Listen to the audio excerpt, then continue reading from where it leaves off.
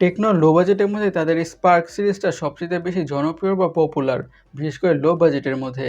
যখন বাজারে Tecno Spark 1টা আসছিল বা টেকনো স্পার্ক গো 1টা আসছিল, তখন লিটারেলি পুরো বাজারকে কাঁপায় ফেলছিল। লো বাজেটের মধ্যে এত ভালো স্পেক্স আর ফিচার্স অফার করছিল। এখন সেই ধারাবাহিকতায় টেকনো বাজারে নিয়ে এসে বলেছে তাদের স্পার্ক গো 2। ফোনটাও ভালো কিছু স্পেক্স আর ফিচার্স অফার করছে এবং লো বাজেটের মধ্যে। অ্যাকচুয়ালিতে কী কী অফার করছে সেটি আমরা আজকের ভিডিওতে জানার চেষ্টা করব, যে ফোনটা অ্যাকচুয়ালিতে আপনাদের জন্য এবং আমাদের জন্য কেমন হতে যাচ্ছে, ফোনটা পারচেস করা বা কিনা উচিত হবে আর উচিত হবে না, সব কিছু নিয়ে কথা বলবো। So let's talk about Tecno Spark Go 2। শুরুতে ফোনটা ডিজাইনের কথা বলবো দিস ডিজাইন ইজ সিম্পল। কোনো ইন্টো দ্য ফেস টাইপের ডিজাইন না, স্যাটেলের মধ্যে সিম্পল টাইপের একটি ডিজাইন। যারা সিম্পলের মধ্যে একটি প্রিমিয়াম লুকিং ডিজাইন লাইক করেন তারা কিন্তু এই ফোনের ডিজাইনটা অনেকটাই লাইক করবেন, কারণ এই ফোনের ডিজাইনটা একেবারে ইন্টু দ্য ফেস টাইপের না।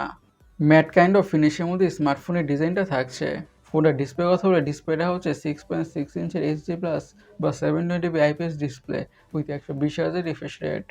আচ্ছা, এইচডি প্লাস বা 720p প্যানেল হওয়ার কারণে কন্টেন্ট ওয়াচ করার সময় কিছুটা বা স্লাইডলি তো শার্পনেসের ঘাটতি লক্ষ্য করা যাবেই, দ্যাটস ফর শিওর বা অবভিয়াস।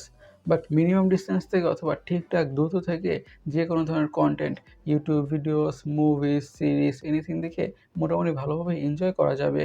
আর কেউ তো কাছ থেকে কন্টেন্টও ওয়াচ করে না, যেহেতু মিনিমাম ডিস্টেন্স থেকে কন্টেন্ট ওয়াচ করে, সো ডিসপ্লের এইচডি প্লাস প্যানেল ব্যাপারটা বেশি একটা ইস্যুজ হতে যাচ্ছে না।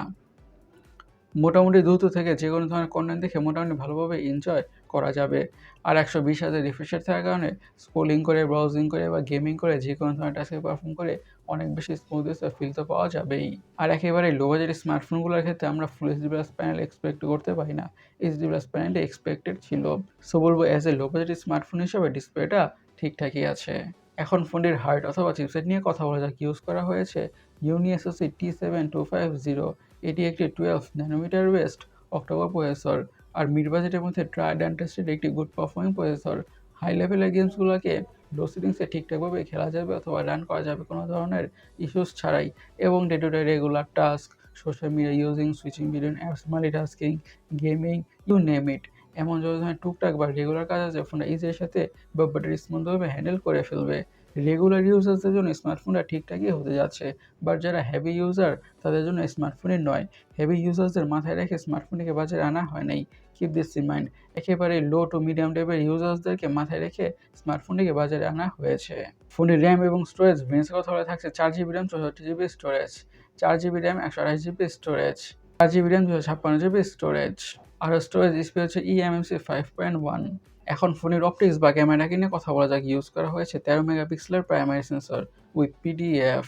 আর ফোনটির ফোনে থাকছে 8 মেগাপিক্সেলের সেলফি ক্যামেরা। এই 13 মেগাপিক্সেলের প্রাইমারি সেন্সর থেকে খুবই ভালো কোয়ালিটির পিকচার্স আর ভিডিওস পাওয়া যাবে, দ্যাটস ফর শিওর বা অবভিয়াস। কজ অ্যাপারচার অনেকটাই লো, অ্যাপারচার হচ্ছে f1.8। f1.8 অ্যাপারচার থাকার কারণে ফোনটা থেকে খুবই ভালো কোয়ালিটির পিকচার্স আর ভিডিওস পাওয়া যাবে। লো লাইটেও অনেকটা ভালো কোয়ালিটির পিকচার্স আর ভিডিওসই পাওয়া যাবে। আর ইন জেনারেলি টেকনোর স্মার্টফোনগুলোর picture quality, video quality low বাজেটের মধ্যে অনেকটাই ভালো বা ইমপ্রেসিভই হয়ে থাকে। সো এই ফোনের পিকচার কোয়ালিটি বা ভিডিও কোয়ালিটি এক্স্যাক্টলি তেমনই হতে যাচ্ছে, গুড কোয়ালিটি বাজেটের মধ্যে। ফোনটা দেওয়া থাকছে ডুয়াল স্টেরিও স্পিকার্স। সিকিউরিটি কথা ইউজ করা হয়েছে সাইড মাউন্টেড ফিঙ্গারপ্রিন্ট সেন্সর। এখন ফোনটার ব্যাটারি নিয়ে কথা বলা যাক। পুরো ফোনটাকে পাওয়ার করছে 5000 mAh ব্যাটারি। এই 5000 mAh ব্যাটারি থেকে ফোনটাকে মিডিয়াম ইউজ করলে খুব ইজিলি 1 থেকে 1.5 দিনে ব্যাটারি ব্যাকআপ পাওয়া যাবেই। আর সাথে থাকছে একটা 15 ওয়াটের নর্মাল চার্জার। আচ্ছা, ফোনের কালার ভেরিয়েন্টস কথা বলে এসব কালার ভেরিয়েন্টে পাওয়া যাবে। এখন ফোনটার দামটাকে নিয়ে অথবা প্রাইসটাকে নিয়ে কথা বলা যাক। স্মার্টফোনটির বেস ভেরিয়েন্টের দাম হচ্ছে 7000 ইন্ডিয়ান রুপি। এখন বাংলাদেশের বাজারে কী প্রাইসেন্সে বা কী দামে পাওয়া যায়, তখনই বোঝা যাবে যে অ্যাকচুয়ালি স্মার্টফোনটা আপনাদের জন্য এবং আমাদের জন্য কত ওর্থের বা কতটা ভ্যালু ফর মানি স্মার্টফোন। বাংলাদেশের বাজারে যদি স্মার্টফোনটা 9 থেকে 10,000 টাকার মধ্যেও পাওয়া যায়, তাহলেও কিন্তু স্মার্টফোন আমাদের জন্য লো বাজেটের মধ্যে খুবই একটা ভালো ডিলই হতে যাচ্ছে। কজ কম প্রাইসের মধ্যে ভালো কিছু স্পেক্সে স্মার্টফোনটা অফার করছে। গাইস, আমাদের আজকের ভিডিওটি এই পর্যন্তই।